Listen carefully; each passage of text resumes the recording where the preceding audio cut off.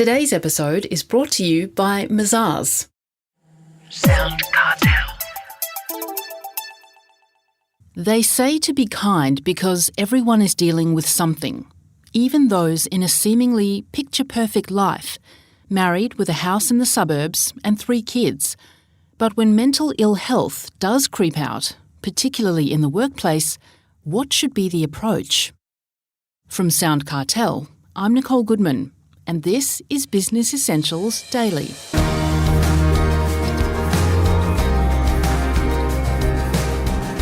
When Joel Clapham was 16 years old, his father committed suicide.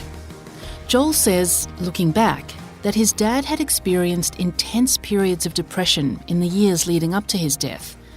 But he was of a generation that didn't easily discuss things.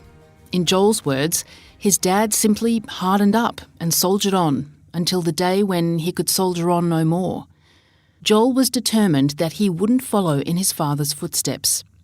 After coming to terms with his own mental struggles, he founded Hearten Up, a play on words but, of course, the completely opposite meaning to the harden up approach that had been his father's downfall. And now he's taking Hearten Up into the workplace, offering practical first aid steps to support anyone suffering signs of mental ill health. It's been a long road for Joel, who takes Heather Dawson back to the fateful event that unleashed his own demons, the suicide of his warm, loving, but afflicted father. He ended up taking his own life when I was 16. He was just 35. So I guess that's where my real battle, and my conscious battle, I guess, with mental ill health sort of kicked off. Although I did suppress it for a while, I wasn't willing to acknowledge that there were some things going on. I didn't know what normal was and what normal wasn't. So it was a bit of a journey to get to that point where a diagnosis was something that I not only sought but welcomed and embraced. That happened for me. The formal diagnosis and a proper acceptance of treatment happened around 2011 or 12. And then in 2013, I got what was the job opportunity of a lifetime. I'm a writer by trade. I went to uni to study writing. So I got offered the opportunity to work for an organisation in the creative sector using my marketing skills and my communication skills. And it was the perfect job on paper, and at that point I had the perfect life on paper. I was married, 3 children, living in a nice house that we bought in a lovely area, and all the boxes were ticked, but I was a mess. I still had some unresolved and unprocessed and unaddressed trauma, really, and grief over my father's suicide. And so that all came to a head for me in 2016, and all the boxes that were ticked in 2013 were suddenly no longer ticked. I took some extended medical leave from that wonderful job that I'd been offered and had done a great job in. So I took some extended medical leave and later resigned. My marriage ended, and I had, at least logistically, become the absent father to my children that I'd always wanted to avoid repeating. I was at a really low point, if I can be perfectly frank with you. I was approaching the same age that my father was when he died, and I felt as though I was being pulled to follow the same script as him. I didn't want to, so I was determined to try and find a way through it. And I guess the silver lining of my dad's death was where I found my path. My dad didn't talk, really. He wasn't very open. He grew up in a time where men were men and they just soldiered on and kept calm and carry on, as all the tea towels and bumper stickers say. But his outcome was that he died. And I wanted the opposite outcome. I want the opposite outcome to him, which is to survive and thrive and be a wonderful dad to my children. And so if I wanted the opposite outcome to my father, I thought I really need to take the opposite steps. So I embraced being open. I embraced help. I embraced accepting help, seeking help, trying to find the best mix of professionals and also personal supports that would be beneficial to me. And I spent a good few years sort of breaking down and becoming comfortable with that and not feeling ashamed of being a broken person for a period of time. And, I'm sort of coming through what feels like the other side. And the beauty of that is that I've discovered a passion and a vocation that aligns with what I really feel the world needs more of, which is more peer support and more training and confidence when it comes to dealing with other people who are suffering from mental ill health. So it's been a journey, but I'm really happy that it's still continuing. And I love the fact that I've found what I consider to be my calling now. Well, that takes us to Hearten Up. What is it, Joel? Tell us about it. Well, it's a business that I set up. I registered the business name quite accidentally but beautifully on what would have been my father's birthday in 2019. Hearten Up it's a phrase that I came to sort of live by and really embrace, to challenge that old notion that we used to say to each other of harden up. I found that really counterintuitive and quite destructive. By hardening up, we suppress how we feel and we don't deal with the things that we're facing. So Hearten Up became a bit of a motto that I tried to live by, and being human and being open and vulnerable, authentic being the buzz phrase of the time.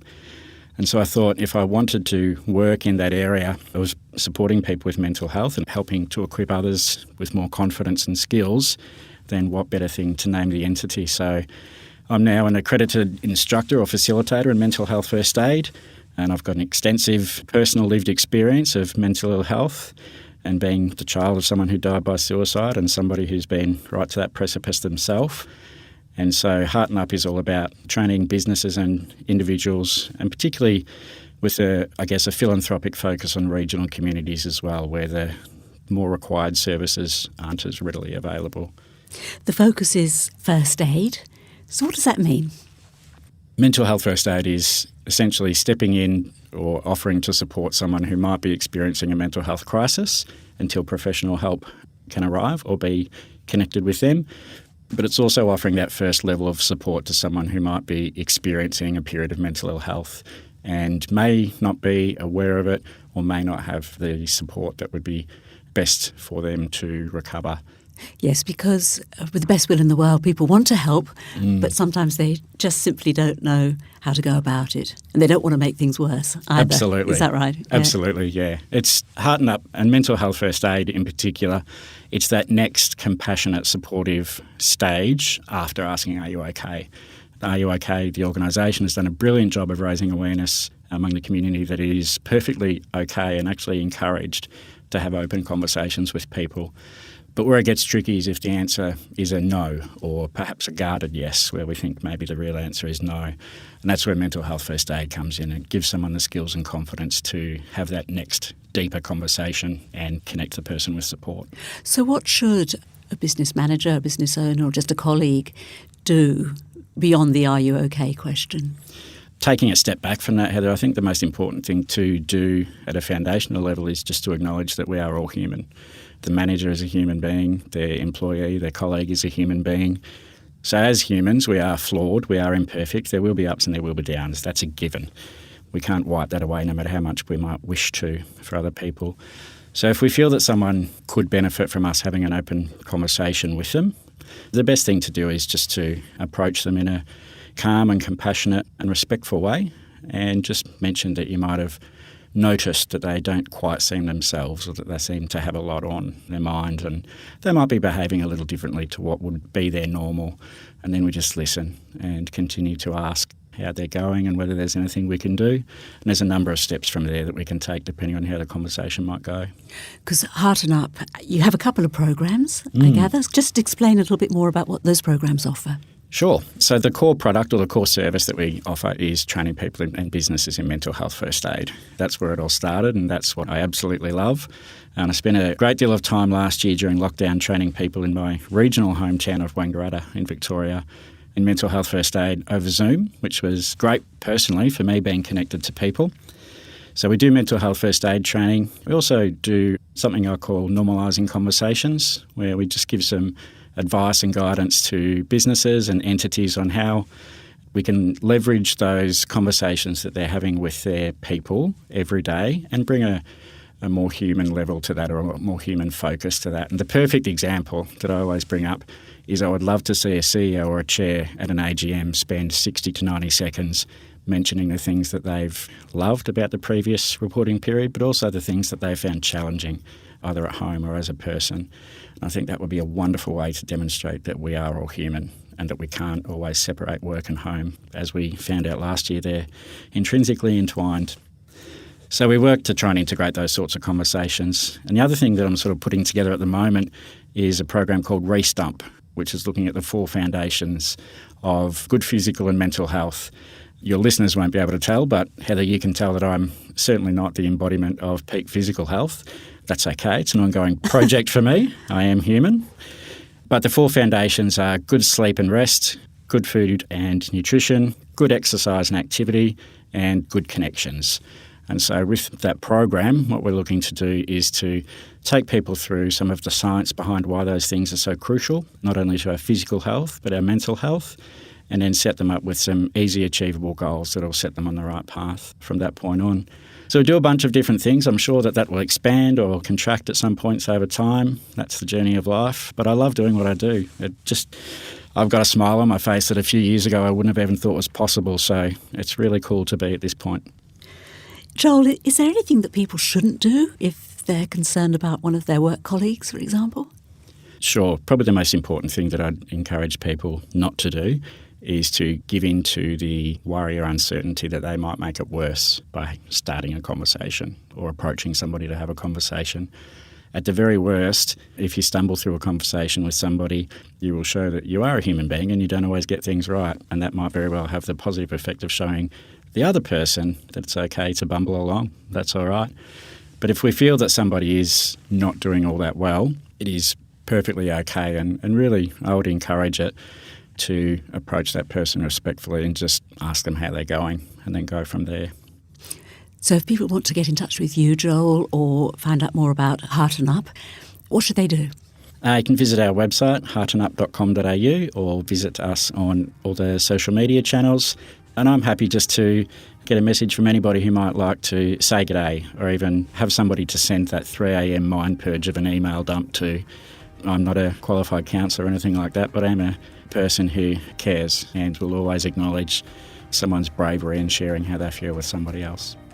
That was Hearten Up founder Joel Clapham.